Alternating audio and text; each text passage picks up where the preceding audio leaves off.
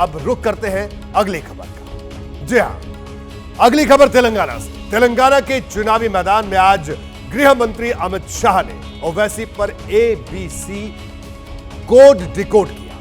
उन्होंने इसका मतलब समझाते हुए कहा कि असदुद्दीन ओवैसी बीआरएस और कांग्रेस तुष्टीकरण का ट्रायंगल है। गृह मंत्री ने कहा कि ये तीनों मिलकर तेलंगाना को शरीयत और कुरान के आधार पर चलाना चाहते हैं। इस पर ओवैसी भड़क गए तो तेलंगाना के सीएम रेवंत रेड्डी ने कहा कि इस बार तेलंगाना में बीजेपी के खिलाफ रेफरेंडम होने जा रहा है और इसमें कांग्रेस की महाविजय।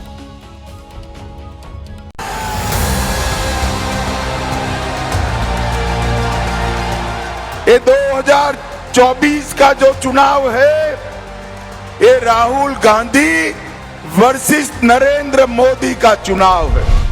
ये चुनाव वोट फॉर जिहाद, इसके अगेंस्ट वोट फॉर विकास का चुनाव है।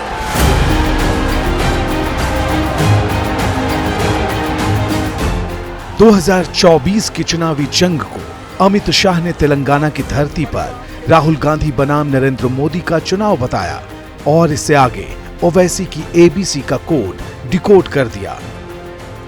ये तुष्टीकरण की जो एबीसी है ना, अपीसमेंट की एबीसी, इसका मतलब है ए से ओवैसी असदुद्दीन, बी से बीआरएस और सी से कांग्रेस पार्टी, ये तीनों एक ठेले के चट्टे पट्टे हैं। तेलंगाना में गृह मंत्री अमित शाह की यह सभा हैदराबाद से करीब 60 किलोमीटर दूर भुवनगिरी लोकसभा क्षेत्र में थी, लेकिन यहां ओवैसी का बार बार जिक्र किया गया।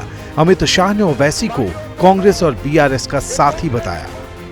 कांग्रेस, मजलिस और बीआरएस, ये तीनों अपीसमेंट का ट्रायंगल है। यहां पर शरिया के आधार पर, कुरान के आधार पर तेलंगाना चलाना चाहते हैं। इससे एक दिन पहले प्रधानमंत्री नरेंद्र मोदी ने भी ओवैसी पर चुभने वाला हमला बोला था। बीआरएस और कांग्रेस को ओवैसी का दोस्त करार दिया था। इतने वर्षों से इन दोनों ने जैसे हैदराबाद को एमआईएम को लीज पर दे रखा था, पहली बार किसी ने एमआईएम को चुनौती दी तो बीजेपी ने दी।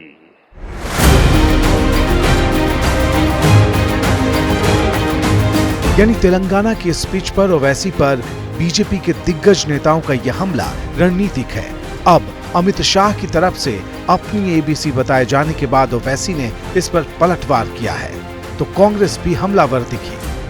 आपने हैदराबाद की जनता की तौहीन की है। हम क्या कोई कैटल हैं हैदराबाद के वोटर्स, चाहे उसमें हिंदू हो, मुसलमान हो, दलित हो, आदिवासी हो। हम इस भारत के नागरिक हैं और हम किसी सियासी पार्टी के कोई वो हैं क्या, जायदाद हैं। रेफरेंडम है हमारे लिए, तो रेफरेंडम में हम लोग जीत जाएंगे। तो मोदी जी को इतना जगह यहाँ पर तेलंगाना में तो मिलने वाले नहीं है, क्योंकि लोकसभा में बजट सेशन में सीधा सीधा तेलंगाना के खिलाफ बोल चुका है। एआईएमआईएम और कांग्रेस के इस पलटवार के बाद बारी हैदराबाद की बीजेपी उम्मीदवार माधवी लता की थी।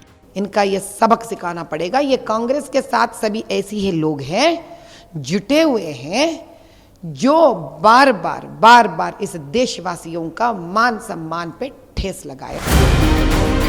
तेलंगाना की सभी 17 सीटों पर 13 मई को वोटिंग होनी है, जिसके लिए बीजेपी यहां मिशन 12 पर काम कर रही है।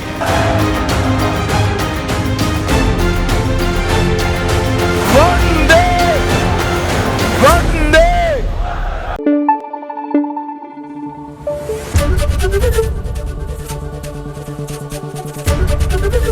एबीपी न्यूज आपको रखे आगे।